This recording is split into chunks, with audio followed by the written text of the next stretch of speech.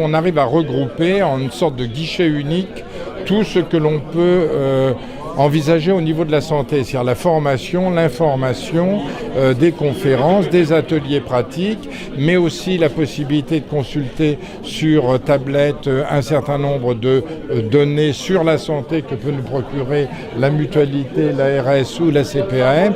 Donc on a plein de choses. Et puis en même temps, c'est un lieu où se retrouvent les associations de prévention, les associations de patients. Donc tout le monde collabore. Et c'est comme ça qu'on devient fort. C'est une rencontre qui s'est faite, effectivement, comme je l'ai dit, avec Madame Barbe.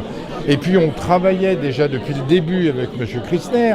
Et à partir de ce moment-là, avec l'appui de la mairie et de M. le maire, donc lentement et sûrement, tout s'est mis en place. Ce sont les valeurs que nous continuons de pérenniser. Ces valeurs-là, autour de la solidarité, autour de cette fraternité, fait partie, aujourd'hui plus qu'hier, de ce qu'il y a lieu de faire. Pour nous, c'était juste s'impliquer dans une déclinaison d'une politique nationale et à travers un contrat qui existe depuis 2013, qu'on appelle le contrat local de santé. Toutes ces thématiques sur la prévention et la promotion de la santé se retrouvent dans tous les axes stratégiques que l'Agence régionale de santé Occitanie déploie.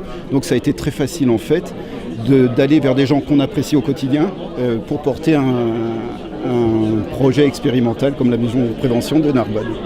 Ce qui est remarquable dans la création de cette maison de la prévention et de la santé telle qu'elle s'offre aujourd'hui aux Narbonnais, c'est la possibilité qu'ils ont de trouver en un lieu unique finalement à la fois de l'information mais également des possibilités de participer à des échanges, la possibilité de participer à des ateliers, toutes les pistes concrètes au quotidien qui finalement leur permettront de rester le plus longtemps possible en bonne santé. Et pour celles et ceux qui n'ont pas la chance d'être en bonne santé, qui vivent avec la maladie, c'est aussi un moyen de bien s'informer sur la manière de mieux vivre au quotidien avec sa maladie.